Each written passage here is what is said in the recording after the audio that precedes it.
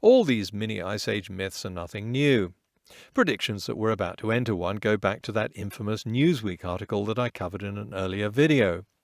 But alarmist predictions about imminent cooling continue to be as persistent as claims about the second coming of Jesus.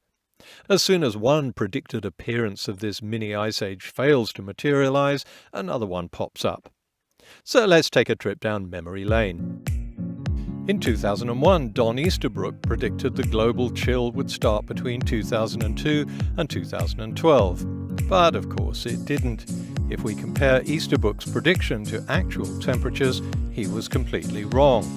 But researchers who had predicted continued warming were completely right. In 2005, two Russian solar physicists who predicted that lower solar activity would see global temperatures fall were offered a $10,000 bet by climatologist James Anand, who said temperatures would rise. The solar physicists lost. Global temperatures did continue rising, just as Anand and other climate researchers had predicted. In 2007, David Archibald predicted that temperatures would drop by about 2 degrees by 2015. He was wrong. Temperatures continued rising, just as climate researchers had predicted. In 2008, Easterbrook tried again, declaring that this time global warming really was over. And the blog What's Up With That agreed.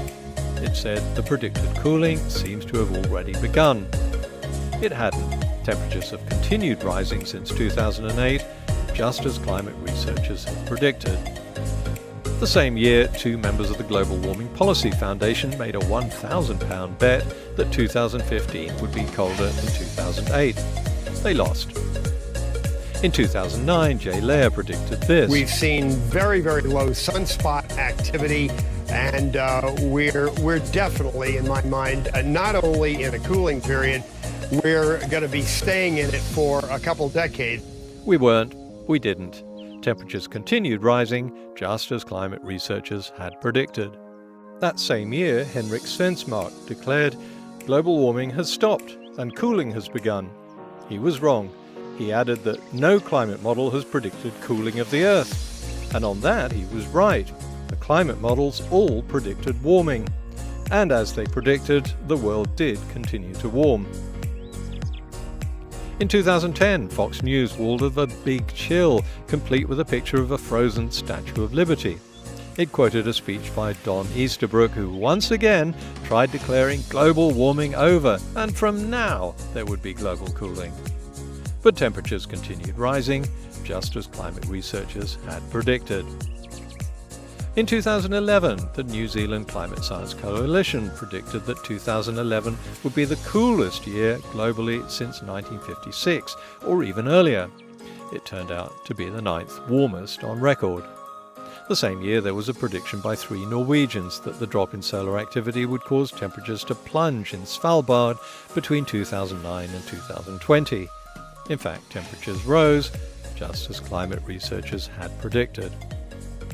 In 2013, Kabibullo Abdusatimov predicted that the Little Ice Age would begin in 2015.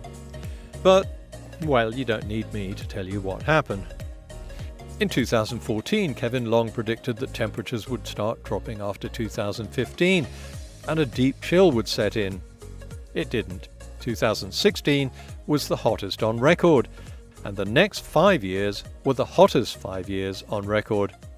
And that same year, Olli Humlam predicted a temperature decrease of up to 1 degree centigrade by 2020. Well, we've had a temperature increase of 0.2 degrees. In 2016, Habibullo Abdusatimov, undaunted by his earlier failed prediction that the Little Ice Age was supposed to have started in 2015, declared that his Little Ice Age had started anyway. Now temperatures, he said, would continue to decline. It hadn't. 2015, 16, 17, 18 and 19 were not years of a mini-ice age, but the hottest years on record. Despite this trail of failed predictions, the looming mini-ice age has always been just around the corner, contrary to scientific studies. And when the batch of blogosphere hysteria over 2020 being the start of the mini-ice age fails to materialize, it'll just shift to next year, and then the year after that. Meanwhile, scientific predictions that we would not see global cooling but global warming have all consistently borne out, with a surprising degree of accuracy. When I use the term scientific prediction, I mean predictions that have been published in respected, peer-reviewed scientific journals or reports. And in this video, that means global temperature predictions. So please, no what about posts in the forum that say, what about this prediction or that prediction? If there was some other failed prediction you want to comment on, please go to the video I've made on that prediction and that subject. So there are two lessons to be learned from this. Firstly, peer-reviewed science that predicted global warming have been proved right, while bloggers, lobby groups and scientists outside peer-reviewed scientific publishing have been proved wrong.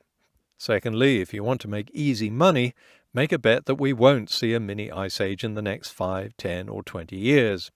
But make sure you get all the money put into escrow, because Anand says that the Russian solar physicists who lost the bet with him never paid up.